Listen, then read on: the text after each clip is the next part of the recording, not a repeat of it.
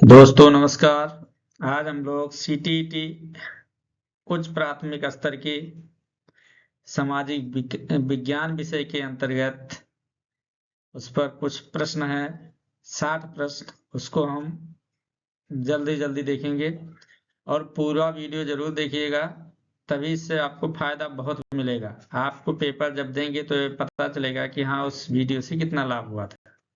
तो इसलिए मेरी गुजारिश है आप लोग से कि पूरा वीडियो जरूर देखिए, आप स्किप करके मत देखिए। ठीक है, चलिए हम देखते हैं।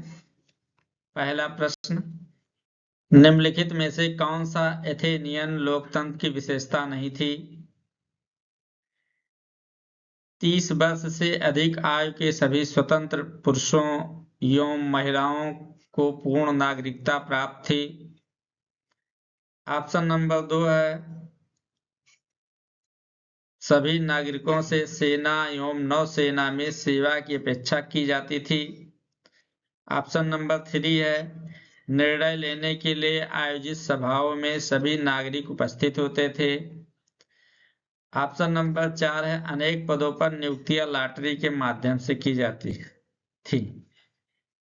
तो इसमें सभी सही है, केवल ये पहला ऑप्शन जो है ये गलत है, क्योंकि एथेनियन लोकतंत्र की विशेषता नहीं थी।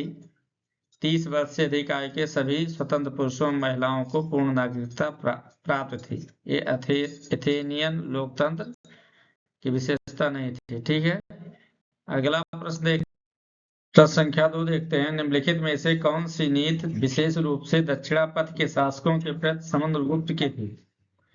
अब ऑप्शन नंबर 1 है उनके राज्यों को उखाड़ फेंका गया और उन्हें समुद्रगुप्त के साम्राज्य का भाग बना दिया गया। उन्होंने समुद्रगुप्त की अधीनता स्वीकार की और अपनी पुत्रियों का विवाह उनसे किया।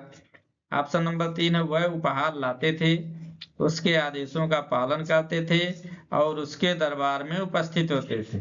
ऑप्शन नंबर 4 है पराजित होने के बाद उन्होंने आत्मसमर्पण किया और फिर उन्हें पुनः शासन करने की अनुमति दे दी गई।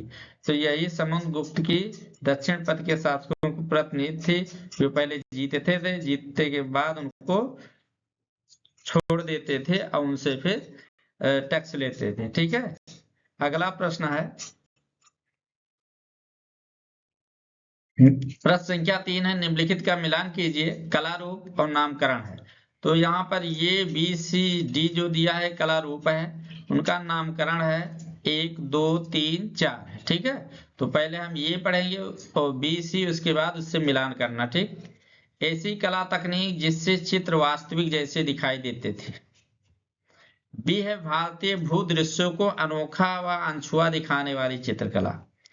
ऑप्शन सी है भारत में यूरोपीय लोगों की भव्य जीवन शैली, धन व हैसियत को दर्शाने वाली चित्रकला। ऑप्शन डी है ब्रिटिश साम्राज्य के इतिहास व विजय दृश्यों को दर्शाने वाली चित्रकला। फिर मैचिंग करने के लिए दिया है नंबर 1 है मनोहर दृश्य, नंबर 2 चित्रांकन, नंबर 3 इतिहास चित्रकला, नंबर 4 तैल चित्र। अब देखो इसमें से कोई भी अगर एक पता हो तो पहले उसे मिलाओ। तो इसमें जैसे लिखा है ब्रिटिश साम्राज्य के इतिहास और विजय दृश्यों को दर्शाने वाली चित्रकला, तो यानी डी का आप मिला सकते हैं सी से। किससे मिला सकते हैं? सी से। किससे? सी से मिला दिए। ठीक है, आप एक मिला तो देखो डी का 3 होगा, यानी डी के सामने 3 होगा। तो इसे चाहो तो उसको देख सकते हो, डी के सामने केवल एक ही है 3, वैसे आप कर सकते हो। लेकिन फिर और देखो, ऐसी कला तकनीक जिससे चित्र वास्तविक जैसे दिखाई देते थे, तो ये आपका होगा तैल चित्र। क्या होगा? तैल चित्र हो जाएगा, तैल चित्र। ठीक है, ये हुआ।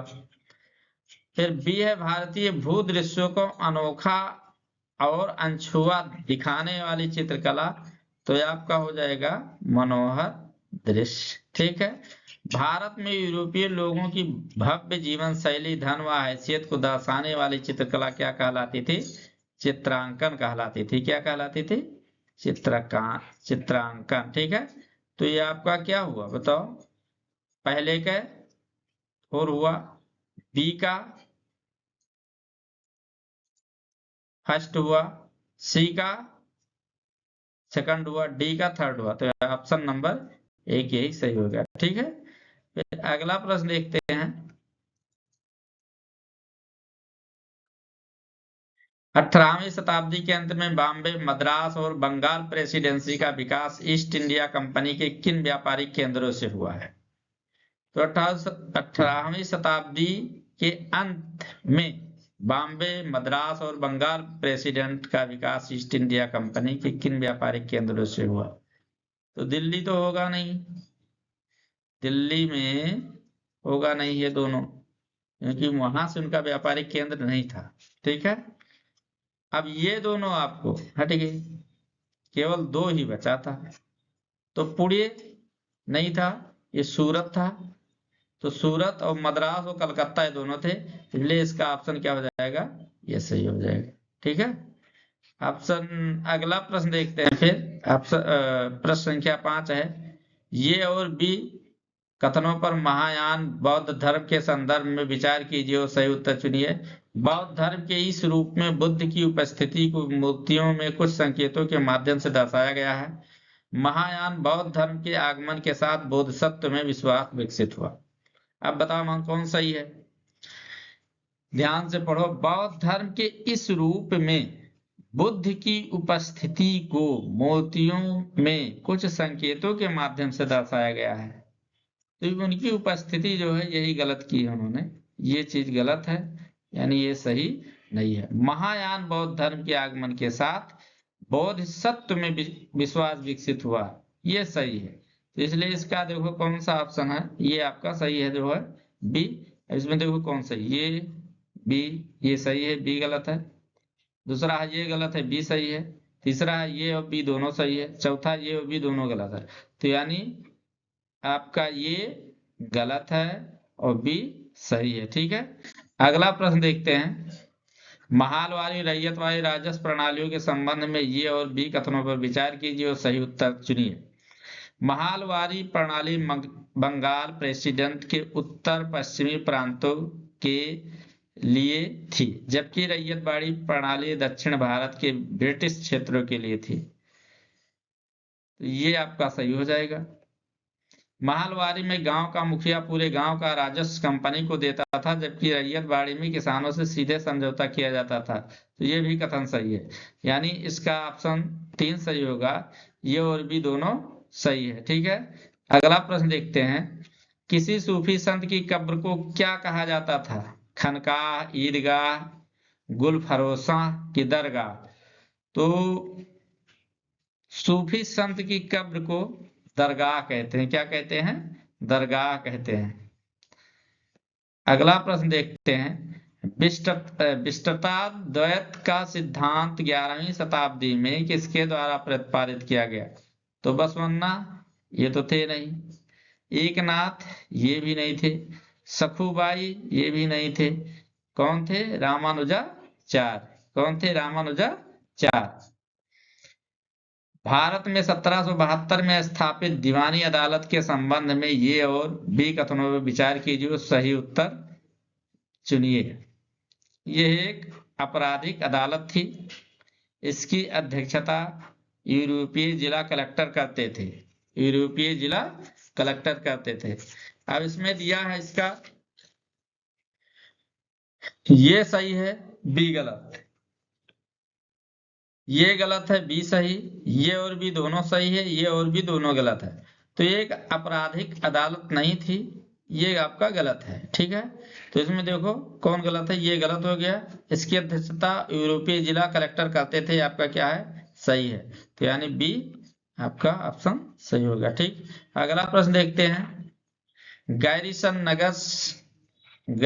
नगर से अभिप्राय है। अब आपको ध्यान देना कि गैरीसन है क्या, सबसे पहले, और सभी लोग जानते होंगे, बस इस वर्ड को नहीं सुने। गैरीसन क्या है? गैरीसन का मतलब होता है छावनी। क्या होता है? छावनी। क्या? छावनी। अब छावनी जहां सेना रहती थी, उसके किनारे चारों तरफ से दीवार खड़ी होती है, उसके अंदर सेना रहती है। ठीक है, तो ये आपका कौन सही होगा? नगर से लगी हुई भूमि जो उसके माल के पूर्ति करती है, ये गलत हो गया, वहां कोनो वह बात नहीं है।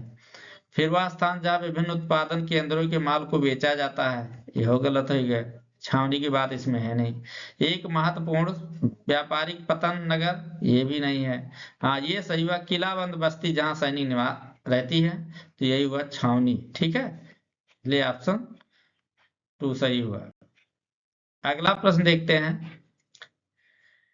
अभिकथन ये, जब लंदन में अपराह्न के 2 बजे होंगे तो भारत में 7:30 अपराह्न का समय होगा। ठीक, ये कथन हुआ था। कारण है, भारत ग्रीनविच के पूर्व में 82.5 डिग्री पूर्वी में स्थित है, तो ये सही है। ये जब लंदन में 2 बजेगा तो भारत में 7:30 बजेगा, क्योंकि ग्रीनविच टाइम जो होता है 5.5 घंटा आगे है, भारत में 5.5 घंटा आगे है। ठीक है, इसलिए जब वहां लंदन में 2 बजेगा तो अपने यहाँ 7:30 बजेगा, यानी वहां के टाइम से हमारा टाइम 5.5 घंटा आगे होगा। ठीक है, और ये भारत की ग्रीनविच के पूर्व में, ये पूर्व में स्थित है, तो ये सही है, यानी इसका ये और आप दोनों सही हैं, आर ए की सही व्याख्या करता है। ठीक है, अगला देखते हैं। समय क्षेत्र पर दिए गए ए बी से कथनों पर विचार कीजिए और सही उत्तर का चयन कीजिए। ऑप्शन ये है, कुछ देशों का देशांतरीय विस्तार अधिक होता है, जिसके कारण वहां एक से अधिक मानक समय अपनाए गए हैं। फिर बी दिया है, पृथ्वी को एक एक घंटे वाले 24 समय क्षेत्रों में बांटा गया है। फिर सी दिया, प्रत्येक समय क्षेत्र 15 डिग्री अंश देशांतर तक के क्षेत्र को घेरता। अब ऑप्शन इसमें दिया है, ये बी सही है, सी गलत है, ये और सी सही है और बी गलत है, बी और सी सही है, ये गलत है, ये बी सी सब सही है। अभी तुम बताइए। अब देखो इसको ध्यान से, कुछ देशों का देशांतरीय विस्तार अधिक होता है, जिसके कारण वहां एक से अधिक मानक समय अपनाए गए, ये सही। ठीक है, पृथ्वी को एक एक घंटे वाले 24 समय क्षेत्रों में बांटा गया है, ये भी सही है। प्रत्येक समय क्षेत्र 15 डिग्री देशांतर तक के क्षेत्र को घेरता है, ये भी सही है। यानी आपका उत्तर हो जाएगा ऑप्शन नंबर 4, ये भी सभी सही हैं। फिर अगला प्रश्न देखते हैं। प्रश्न संख्या 13 है, पृथ्वी की सतह से ऊपर की ओर वायुमंडल की परतों के सही क्रम का चयन कीजिए। यानी नीचे से ऊपर जो मंडल बने हैं, परत है जो नीचे से ऊपर आपको ले जाना है। तो अब देखो, सबसे नीचे मंडल कौन सा होता है उसका नाम आपको आना चाहिए। तो सबसे नीचे क्षोभ मंडल होता है, तो इसे आप खारिज कह सकते हो। क्षोभ मंडल केवल इसमें दिया है, सेकंड में, यही सही हो जाएगा। फर्स्ट में दिया है संताप मंडल, ये नहीं होगा।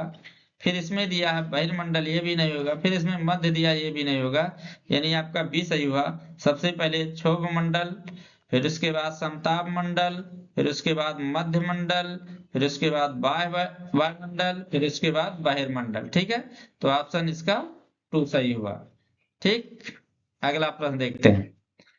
14 ऋतुएं निम्नलिखित में से किस कारण से होती हैं? जो हमारे यहाँ ऋतु परिवर्तन होता, कभी गर्मी, कभी सर्दी, कभी बरसात, तो किसके कारण होती हैं? तो इसके कुछ ऑप्शन दिए गए हैं, उस पर आपको देखना है। ऑप्शन नंबर 1 है, पृथ्वी का चपने कक्षीय तल से 66.5 डिग्री का कोण बनाता है। मकर रेखा पर सूर्य की सीधी किरणें 23.5 अंश दक्षिण पर पड़ती हैं। पृथ्वी का परिक्रमण तथा उसके अक्ष का एक ही दिशा में झुका होना पृथ्वी के अपने अक्ष पर घूर्णन के कारण आलोक मंडल बनता है। तो देखो, ये नहीं होगा, घूर्णन अक्ष के कारण आलोक मंडल बनता है। 23.5 अंश दक्षिण पर पड़ती है, ये भी गलत है। 66.5 अंश का कोण बनाता है, ये भी गलत है। इसका सही उत्तर हो जाएगा 3, पृथ्वी का परिक्रमण तथा उसके अक्ष का एक ही दिशा में झुका होना होता है। ठीक है, फिर अगला प्रश्न देखते हैं। प्रतिशत के अनुसार पृथ्वी के वायुमंडल में कौन सा प्रमुख संगठक है? परसेंटेज के अनुसार, तो सबसे अधिक परसेंटेज जानते हैं ऑक्सीजन होगा कि कार्बन डाइऑक्साइड, नाइट्रोजन की हीलियम? तो इसका सही उत्तर क्या हो जाएगा? ये आपका नाइट्रोजन होगा, क्योंकि नाइट्रोजन कितने परसेंट मिलते हैं वायुमंडल में? 78%। कितने? 78। अब ऑक्सीजन कितने मिलते हैं? 16। और कार्बन डाइऑक्साइड कितने मिलते हैं? 0.04। ठीक है, इतना परसेंट। इस तरह से सबसे अधिक जो होगा नाइट्रोजन ही होगा। ठीक, फिर अगला देखते हैं। महासागरीय धाराओं के विषय में निम्नलिखित कथनों में से कौन सा ऐसे सही है? ठंडी धाराएं ध्रुवीय अथवा उच्च अक्षांशों से जल को उष्णकटिबंधीय अथवा निम्न अक्षांशों की ओर ले जाती है। लेब्राडोर एक गर्म धारा है। जहां गर्म एवं ठंडी धाराएं मिलती है वह स्थान विश्व का सर्वोत्तम मत्स्य क्षेत्र माना जाता है। तो इस पर विचार कर लीजिए।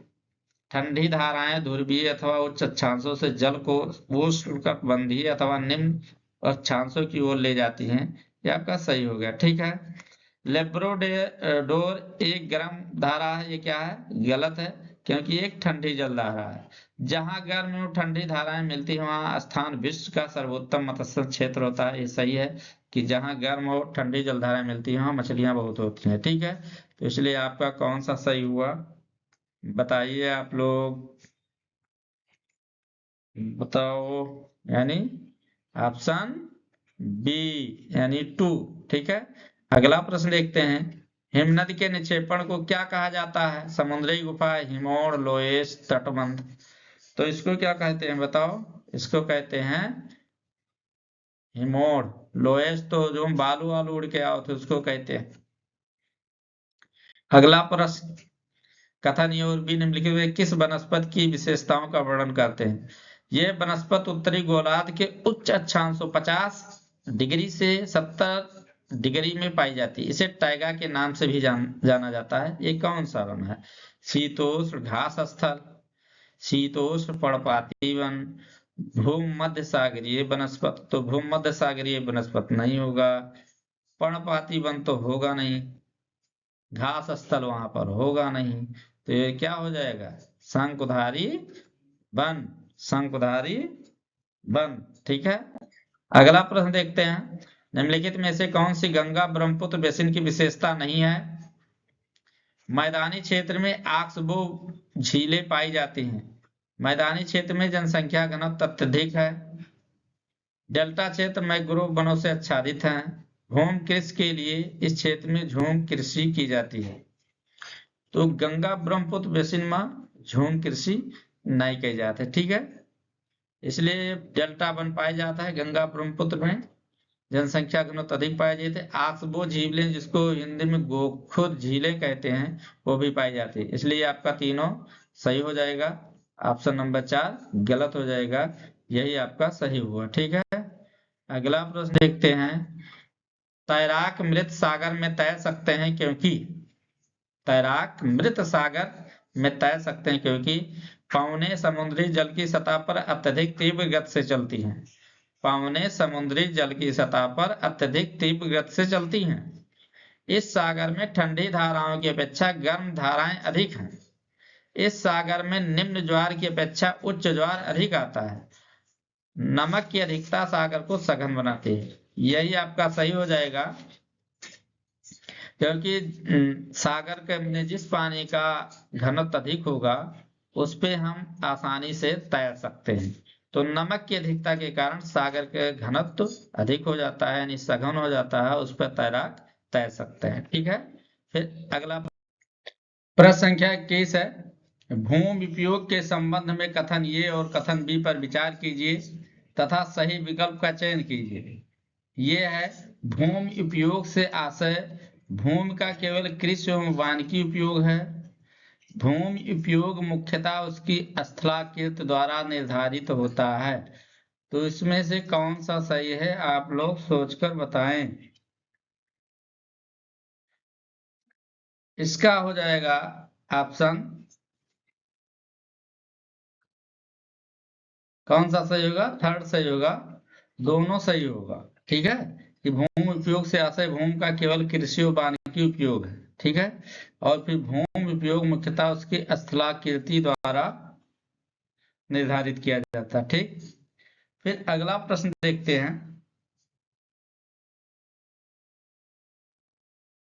प्रश्न संख्या 22 है, रक्षक मेखलाएं मदद करती हैं। ऑप्शन नंबर 1 है पवन की गति को रोककर मृदा आवरण के संरक्षण में। ऑप्शन नंबर 2 है मृदा में नमी बनाए रखने में। ऑप्शन नंबर 3 है मृदा के ऊपर से जल के बहाव को मंद करने में। ऑप्शन नंबर 4 है अवनालिकाओं को बढ़ने से रोकने और मृदा क्षय को रोकने में। तो इसका कौन सा सही है आप लोग बताएं। तो इसका सही होगा ऑप्शन नंबर 1 पवन की गति को रोककर मृदा आवरण के संरक्षण में। ठीक है, अगला प्रश्न देखते हैं। मृदा परिच्छेदिका की मोटाई को कौन निर्धारित करता है। स्थलाकृति, समय, वनस्पति जीव, जलवायु। इसमें कौन सा सही होगा। इसका सही होगा ऑप्शन नंबर 2 यानी समय जो है मृदा परिच्छेदिका की मोटाई को निर्धारित करता है। ठीक है, अगला प्रश्न देखते हैं। वितरण के आधार पर संसाधनों को वर्गीकृत किया जा सकता है। ऑप्शन नंबर 1 है वास्तविक संसाधन और संभाव्य संसाधन। ऑप्शन नंबर 2 है नवीकरणीय संसाधन और अनवीकरणीय संसाधन। ऑप्शन नंबर 3 है जैव संसाधन और अजैव संसाधन। ऑप्शन नंबर 4 है सर्वव्यापी संसाधन और स्थानीयकृत संसाधन। तो वितरण की बात यहाँ कर रहा है ना, इसलिए इसका उत्तर कौन सा सही होगा, यानी 4 सही होगा, सर्वव्यापी संसाधन और स्थानीयकृत संसाधन। ठीक है, अगला प्रश्न देखते हैं।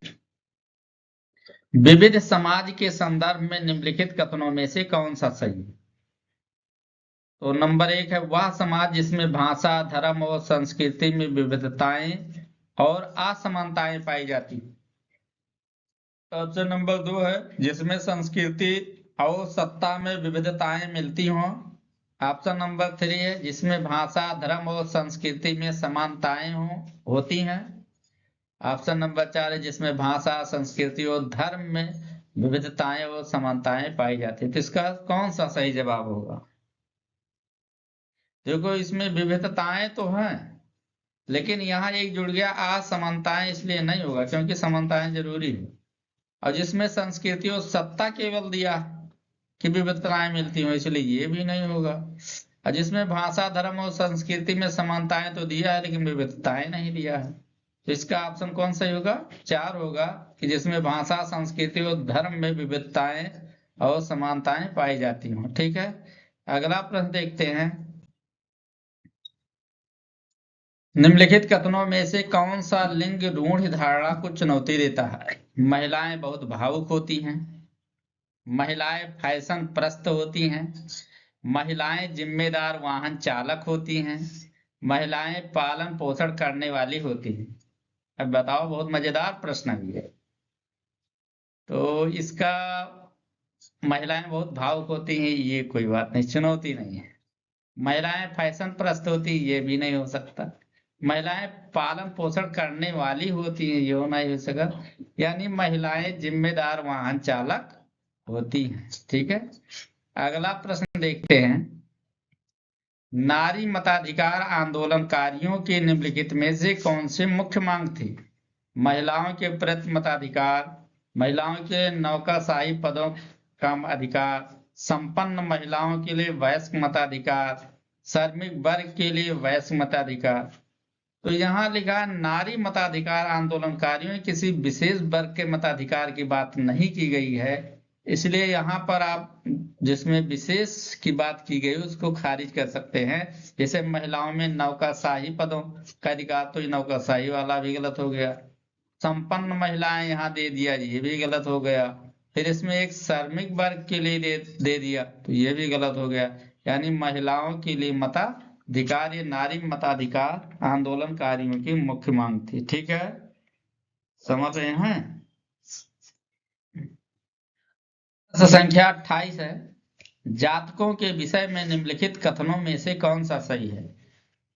ऑप्शन नंबर 1 है इनकी रचना सामान्य लोगों द्वारा की गई थी जिन्हें बौद्ध भिक्षुओं द्वारा लिखा गया। और संरक्षित किया गया। नंबर 2, इनकी रचना सामान्य लोगों द्वारा की गई थी जिन्हें जैन साधुओं द्वारा लिखा गया और संरक्षित किया गया। इनकी रचना बौद्ध भिक्षुओं द्वारा की गई थी जिन्हें सामान्य लोगों द्वारा लिखा गया और संरक्षित किया गया।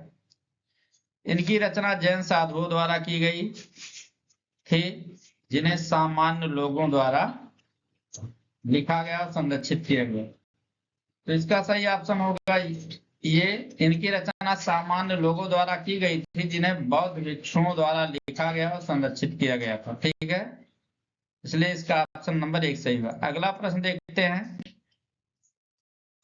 आईने एक बरी के विषय में निम्नलिखित कथनों में से कौन सा विषय सही है? तो ये अकबरनामा शीर्षक के अंतर्गत अकबर के शासन के इतिहास के 3 जिल्दों में से पहली जिल्द है। इसमें अकबर के पूर्वजों अकबर के शासन की घटनाओं का विवरण दिया गया है। यह मिर्जा हाकिम द्वारा लिखी गई थी जो अकबर के दरबारियों में से एक थे। यह अकबर के प्रशासन के विविध पहलुओं के विषय में संपन्न सांख्यिकीय विवरण प्रस्तुत करती है। समझ रहे हैं? तो इसमें कौन सही होगा? अकबरनामा 3 जिल्दों में से पहली जिल्द है, ये गलत है क्योंकि ये तीसरी जिल्द है। इसमें अकबर के पूर्वजों अकबर के शासन की घटनाओं का विवरण दिया है, गलत है। इनके अकबर के पूर्वजों विवरण इसमें नहीं। ये मिर्जा हाकिम द्वारा नहीं लिखा गया, ये अबुल फजल द्वारा लिखा गया। ठीक है, ये अकबर के प्रशासन के विविध पहलुओं के विषय में संपन्न सांख्यिकीय विवरण प्रस्तुत करती है, इसलिए इसका ऑप्शन नंबर 4 सही हुआ। ठीक है, अगला प्रश्न देखते हैं। निम्नलिखित में से किसने अपनी कृतियों को भी शामिल करते हुए बाबा गुरु नानक की रचनाओं को गुरुमुखी में संकलित किया? गुरु गोविंद सिंह, गुरु अंगद, गुरु अर्जुन, सॉरी अर्जुन रहेगा, अर्जुन लिखा है, अर्जुन। ठीक है, और गुरु तेग बहादुर। तो इसका सही उत्तर होगा गुरु अंगद ने इसको शुरू किया था। ठीक, अगला प्रश्न है। सूची ए तथा सूची बी पर विचार कीजिए। सूची में ग्रामीण रोजगार के विभिन्न प्रकार हैं। सूची बी में लिए जाने वाले ऋणों के विभिन्न प्रकार हैं। ठीक है, तो कृषि मजदूर हैं, कृषि मजदूर, बड़े किसान, मध्यम किसान, इनका सूची बी है। काकरे उधार लिए थे, कर्जा काकरे लिए थे। स्वास्थ्य एवं ऑफ सीजन उपभोग, बी है उर्वरक कीटनाशक बीज, और तीसरा है कृषि प्रसंस्करण संयंत्र के लिए सरकारी ऋण।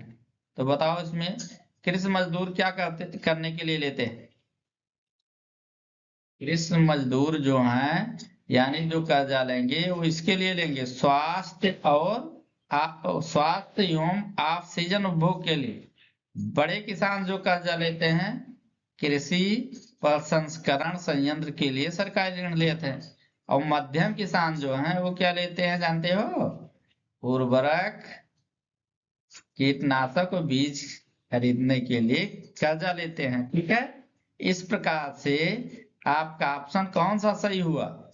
पहला ये हुआ, यानी दूसरे के सामने तीसरा और सी के सामने दूसरा, यानी ऑप्शन नंबर 3 सही हुआ। ठीक है, अगला प्रश्न। प्रश्न संख्या 32 देखते हैं। पुटिंग आउट प्रणाली के अंतर्गत बुनकर और सौदागर के बीच व्यापार का कौन सा रूप होता है? सही विकल्प का चयन कीजिए। ऑप्शन नंबर 1 है सूत सौदागर से न्यूनतम बोली पर खरीदा जाता है और कपड़ा अधिकतम बोली पर बेचा जाता है। सूत सौदागर द्वारा बुनकर को बेचा जाता है और बुनकर अपने उपभोग के लिए कपड़ा बनाता है।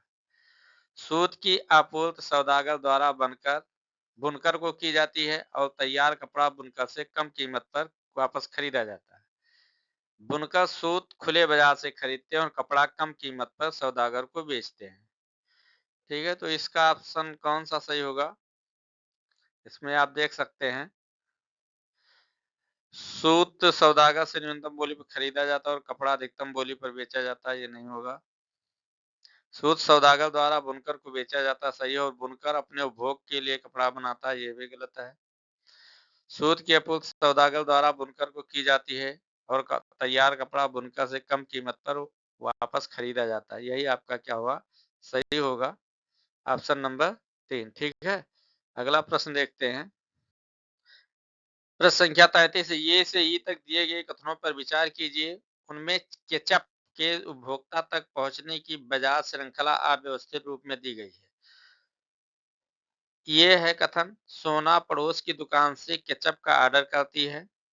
बी है, किसान टमाटर की बीज स्थानीय व्यापारी से खरीदता है। सी, थोक विक्रेता सब्जी मंडी में टमाटरों के लिए बोली लगाता है। डी है, एक छोटे शहर की खाद्य प्रसंस्करण इकाई टमाटर खरीदती है। ई है, विपणन करने वाली कंपनी दुकानों को केचप की आपूर्ति करती है। तो इसमें सबसे पहले कौन सा होगा, बाजार श्रृंखला का सही क्रम कौन सा होगा? उसमें थोड़ा लॉजिक लगाइए, बाकी बहुत आसान क्वेश्चन है। इसमें सबसे पहले होगा, किसान टमाटर की बीज स्थानीय व्यापारी से खरीदता है। सबसे पहले किसान बीज खरीदेगा। बीज खरीदने के बाद थोक विक्रेता सब्जी मंडी में टमाटरों के लिए बोली लगाएगा। दूसरा नंबर हुआ। फिर तीसरा हुआ, एक छोटे शहर की खाद्य प्रसंस्करण इकाई टमाटर खरीदेगी। फिर उसके बाद ई होगा, विपणन करने वाली कंपनी दुकानों को केचप की आपूर्ति करती है। फिर उसके बाद सोना पड़ोस की दुकान से केचप का ऑर्डर करती है। यानी इसका ऑप्शन कौन सा सही हुआ? ये सही हुआ। ठीक है, अगला प्रश्न देखते हैं। अपीलीय प्रणाली के अनुसार जिला न्यायाधीश के न्यायालय द्वारा दिए गए निर्णय से असंतुष्ट व्यक्ति निम्नलिखित में से किस न्यायालय में अपील कर सकता है? बताओ। अपीलीय प्रणाली के अनुसार जिला न्यायाधीश ने के निर्णय से असंतुष्ट हुए व्यक्ति की हमारा सुनवाई बढ़िया से नहीं हुआ है, यहाँ पर गलत डिसीजन आया, तो कहाँ अपील कर सकता है? सत्र न्यायालय, ये तो सर्वोच्च न्यायालय, 3 उच्च न्यायालय, 4 ट्रायल न्यायालय। तो इसका सही उत्तर होगा उच्च न्यायालय, यानी हाई कोर्ट में अपील कर सकता है। ठीक है, अगला प्रश्न देखते हैं। भारतीय संसद पर दिए गए ये और भी कथनों पर विचार कीजिए। कोई भी राजनीतिक दल जिसके पास लोकसभा में कितने भी सांसद हों, सरकार बना सकती है। बी है, लोकसभा, राज्यसभा और राष्ट्रपति संसद के अंग हैं। इसमें कौन सा सही है? बताओ। कोई भी राजनीतिक दल जिसके पास लोकसभा में कितने भी सांसद हो, सरकार बना सकती है, गलत है। जिसके पास बहुमत सांसद होंगे वही सरकार बना सकती है। ठीक है, इसलिए ये गलत हो गया। लोकसभा, राज्यसभा और राष्ट्रपति सांसद के अंग हैं, यानी केवल बी सही है, ऑप्शन नंबर 2 सही हुआ। ठीक है, अगला प्रश्न देखते हैं। नीचे दिए गए कथन को पढ़िए। सत्ता के दुरुपयोग की रोकथाम के लिए भारतीय राज्य के पास नियंत्रण और संतुलन होते हैं। उपरोक्त कथन में भारतीय राज्य के अर्थ को सही रूप में दर्शाने वाले विकल्प का चयन कीजिए। ऑप्शन 1 है, भारतीय केंद्रीय सरकार, भारतीय नौकरशाही, कोई भी राज्य सरकार, भारतीय राजनीतिक व्यवस्था। इसमें से कौन सा सही होगा? बताओ। भारतीय राजनीतिक व्यवस्था, भारतीय राजनीतिक व्यवस्था होगा। ठीक है, अगला देखते हैं। प्रश्न संख्या 37 है। इतिहास के शिक्षण का मुख्य फोकस निम्नलिखित में से किस पर होना चाहिए? बहुल प्रतिनिधित्व की अवधारणाओं और ऐतिहासिक विविधता की भावना का निर्माण, विद्यार्थियों को अतीत में जीवन की कल्पना करने तथा अनुभवों से जुड़ने के लिए प्रोत्साहित करना। इसमें से कौन सा कथन सही है? केवल ये, केवल बी, ये भी दोनों, ना ये ना बी, कौन सा सही बताइए? ये भी दोनों सही है, यानी ऑप्शन नंबर 3 सही हुआ।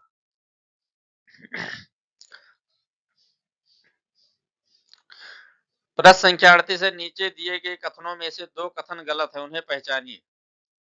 कथन ये है, वैज्ञानिक जांच के प्राकृतिक एवं भौतिक आधार का उपयोग सामाजिक विज्ञान में भी किया जा सकता है। कथन भी है, सामाजिक विज्ञान के शिक्षण में केवल मूल्य शिक्षा की ही जिम्मेदारी होती है। कथन सी है, सामाजिक विज्ञान के विभिन्न विषयों को पढ़ाने की पद्धति समान होती है। और कथन डी है, सामाजिक विज्ञान का शिक्षण सूचना देने की अपेक्षा जटिलताओं से जुड़ने से अधिक संबंधित है। तो इसमें कौन सा गलत है, आप लोग बताएं। अब देखो, इसमें कुछ लॉजिक लगाई। वैज्ञानिक जांच की प्राकृतिक और भौतिक आधार का उपयोग सामाजिक विज्ञान में भी किया जा सकता है, ये सही होगा। ठीक है। सामाजिक विज्ञान के शिक्षण में केवल लिखा है मूल्य शिक्षा, केवल मूल्य शिक्षा थोड़ा होती है, इसलिए क्या हुआ, ये आपका गलत हो गया। सामाजिक विज्ञान के विभिन्न विषयों को पढ़ाने की पद्धति समान होती है।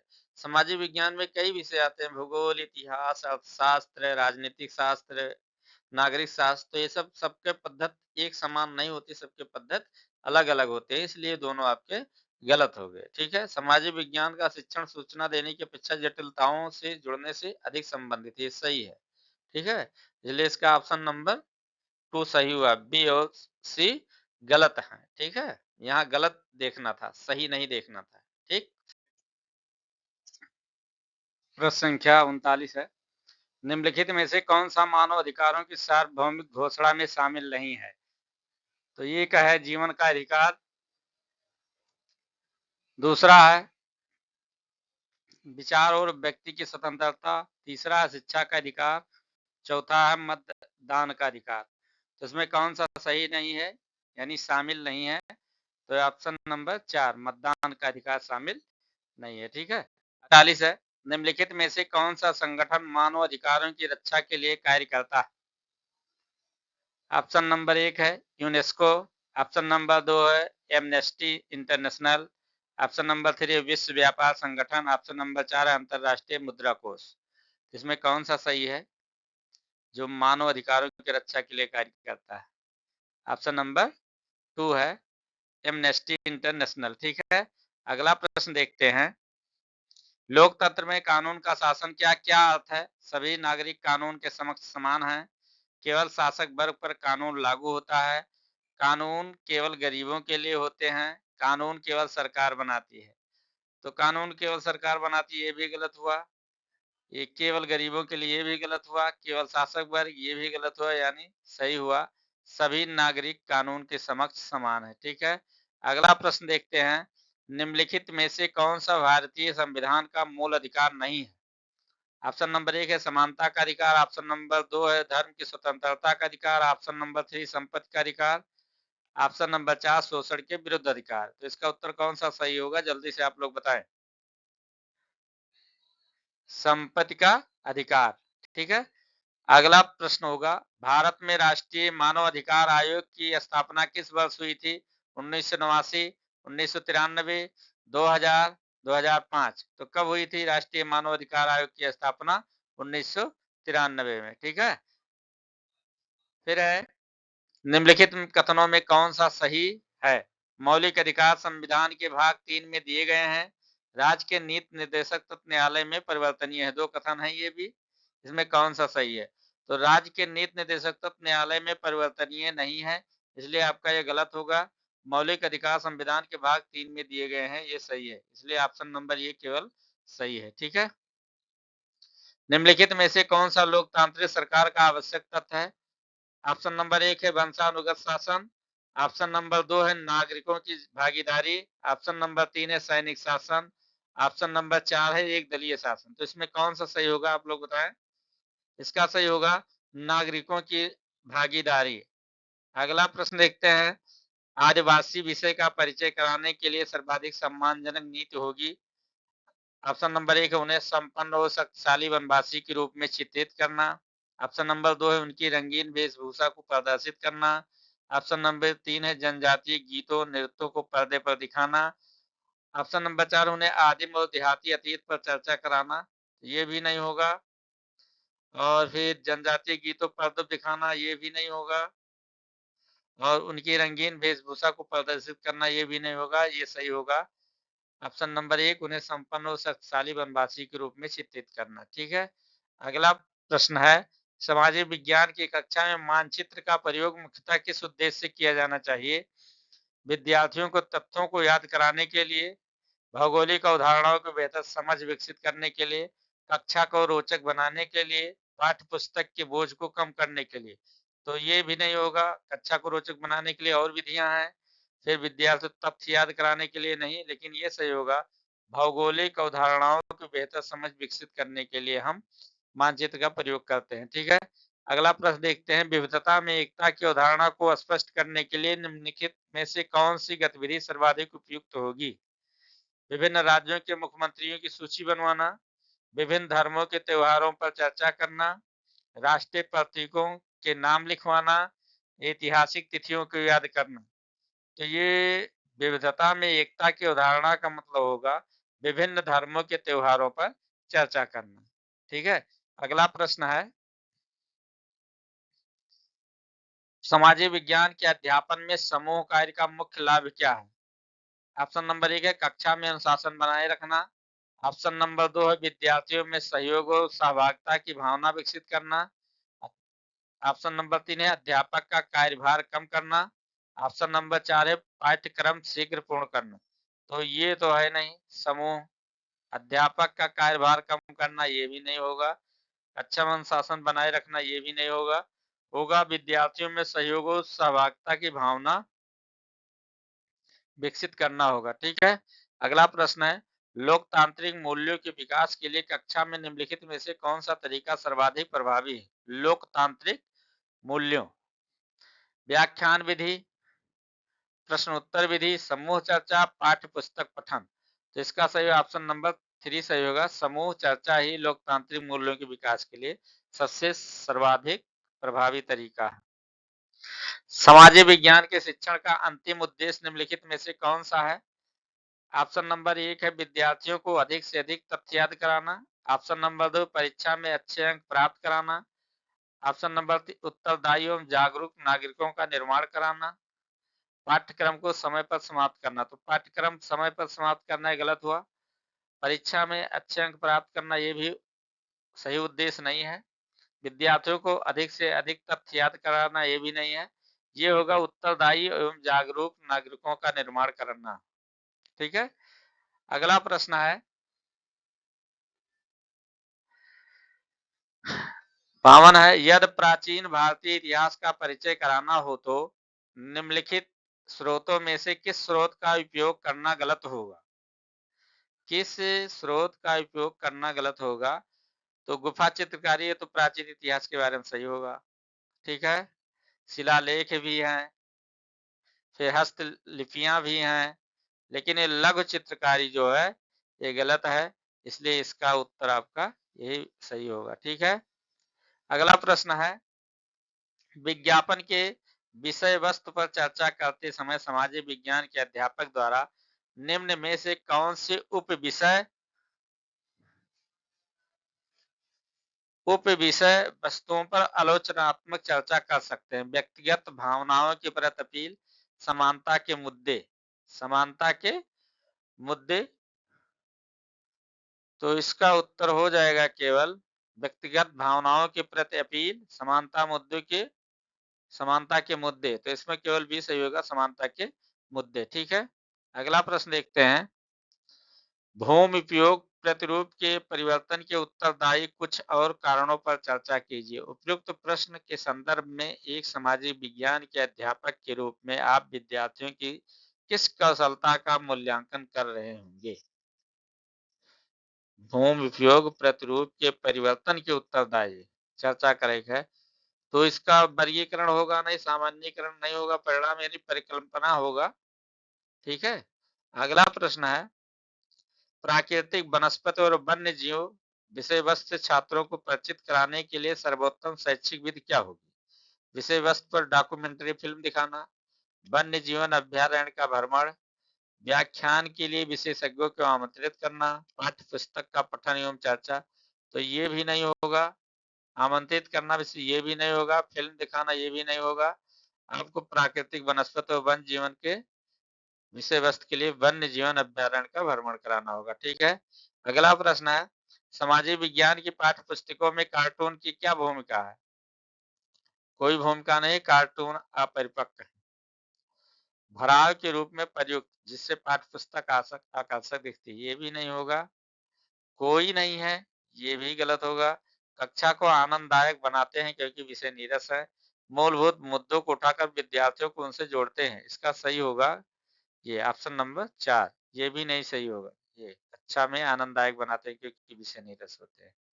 ठीक है, अगला प्रश्न है, रंग भेद की प्रथा पर दिए गए ये और भी कथनों पर विचार कीजिए। ये प्रथा जातियों के बीच भेदभाव करती है परंतु सभी को मत देने की अनुमति प्रदान करती है। ये प्रथा जातियों को एक दूसरे से मिलने से रोकती है, परंतु सभी को समान रूप से सार्वजनिक सुविधाएं प्रदान करती हैं। अब इसमें देखना क्या सही है, तो ये प्रथा जो है जातियों के बीच भेदभाव करती है, परंतु सभी को मत देने की अनुमति प्रदान नहीं करती। ये गलत हुआ। ये प्रथा जातियों को एक दूसरे से मिलने से रोकती है, परंतु समान रूप से सार्वजनिक सुविधाएं प्रदान करती है। ये गलत है, सार्वजनिक रूप से प्रदान नहीं करती है, इसलिए दोनों कथन क्या हुआ, गलत हुआ। प्रश्न संख्या 58 है, निम्नलिखित में से कौन ग्राम पंचायत में चुने जाते हैं और कार्यभार संभालते हैं? तो सरपंच, वार्ड के सदस्य, सचिव, ग्राम सभा सदस्य, सही विकल्प का चयन करें। अब देखो इसमें सचिव तो होगा नहीं, सेक्रेटरी जिसको कहते हैं वो तो ग्राम पंचायत से नहीं चुना जाता, इसलिए सी देखो किसमें किसमें है, तो सी इसमें, इसलिए ये गलत हुआ, सी इसमें है, ये गलत हुआ, सी इसमें है, ये गलत हुआ। ठीक है, इसलिए आपका उत्तर क्या हो गया, ये और बी, यानी सरपंच और वार्ड के सदस्य हो गए। ठीक है, अगला प्रश्न है, निम्नलिखित कार्यों में से पटवारी लेखपाल का उत्तरदायित्व कौन सा है? सामुदायिक संपत्ति का निर्माण और रखरखाव, भूमि विकास के लिए रोजगार योजनाओं को लागू करना, शिकायतों की जांच पड़ताल द्वारा भूमि संबंधी विवादों को रोकना, भूमि मापन और अभिलेखों को सुरक्षित रखना। तो ये भूमि मापन और अभिलेखों को सुरक्षित रखना ये इनका काम नहीं है। भूमि विकास के रोजगार योजनाओं को लागू करना यह गलत है। सामुदायिक संपत्ति के निर्माण और रखरखाव ये भी गलत है, लेकिन इनका शिकायतों की जांच पड़ताल द्वारा भूमि संबंधी विवादों को रोकना है। ठीक है, फिर अगला प्रश्न देखते हैं, प्रश्न संख्या 60 है, निम्नलिखित कथनों में से कौन सा कथन स्थानीय शहरी प्रशासन के कार्य के संबंध में सही है? ऑप्शन नंबर 1 है, नगर निगम का आयुक्त वार्षिक बजट बनाता है और निर्णय लेता है। ऑप्शन नंबर 2 है, ऑप्शन नंबर 2 है कि वार्ड पार्षदों द्वारा आयुक्त चुना जाता है और वह उन्हें रिपोर्ट करता है। ऑप्शन नंबर 3 है, शासन के मामलों के हल के लिए वार्ड पार्षदों की समितियां बनती हैं। ऑप्शन नंबर 4 है, वार्ड पार्षदों का सरपंच मुखिया होता है। तो वार्ड पार्षद का सरपंच मुखिया नहीं होता है, ग्राम पंचायत का मुखिया सरपंच होता है, गलत हुआ। और वार्ड पार्षद द्वारा आयुक्त नहीं चुना जाता है, राज्य सरकार द्वारा चुना जाता है, इसलिए ये भी गलत हुआ। और नगर निगम का आयुक्त वार्षिक बजट बनाता है और निर्णय लेता है, ये भी गलत है, क्योंकि महापौर बनाता है वार्षिक बजट। ठीक है, इसलिए इसका उत्तर सही हुआ ऑप्शन नंबर 3, शासन के मामलों के लिए वार्ड पार्षदों की समितियां बनती है। ठीक है, ये रहे आज के 60 प्रश्न। अगर ये आप लोग के लिए लाभदायी है, यूजफुल है, तो आप लोग इसको लाइक और शेयर करिए। फिर अगले वीडियो के लिए मिलते हैं, जब तक के लिए धन्यवाद, नमस्कार। ऐसे ही हमारे वीडियो को देखते रहें।